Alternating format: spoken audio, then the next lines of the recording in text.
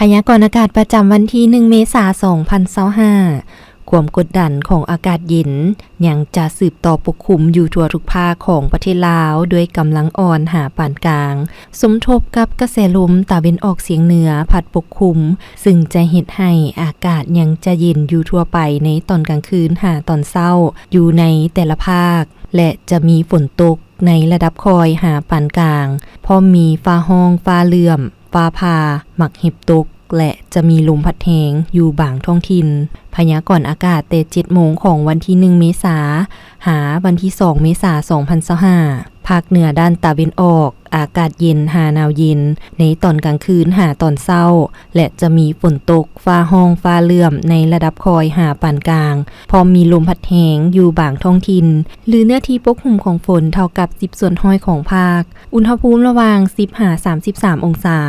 ภาคเหนือด้านตะวันตกอากาศเย็นในตอนกลางคืนหาตอนเช้าส่วนในตอนบ่ายอากาศจะร้อนหาร้อนเอาและจะมีฟ้าห้องฟ้าเหลื่อมในระดับคอยพอมีลมพัดแหงอยู่บางท้องถิ่นหรือเนื้อที่ปกคลุมของฝนเท่ากับ 15 ส่วนห้อยของภาคอุณหภูมิระหว่าง 16-37 องศานครหลวงเวียงจันทร์อากาศร้อนจะมีฝนตกฟ้าห้องในระดับคอยอยู่บางบริเวณและมีลมพัดแหงเป็นบางโอกาสหรือเนื้อที่ปกคลุมของฝนเท่ากับ 10 ส่วนห้อยอุณหภูมิระหว่าง 22-33 องศาภาคกลางอากาศเย็นในตอนเช้า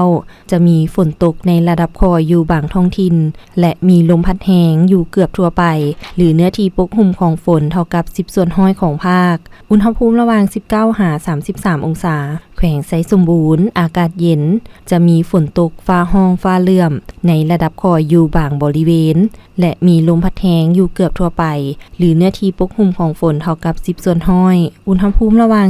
15-29 องศาภาคใต้อากาศร้อนหาร้อนเอาจะมีฟ้าห้องฟ้าเหลื่อมในระดับคอยอยู่บางท้องถิ่นและมีลมพัดแหงอยู่เกือบทั่วไปหรือเนื้อที่ปกคลุมของฝนเท่ากับ 15 ส่วนห้อยของภาคอุณหภูมิระหว่าง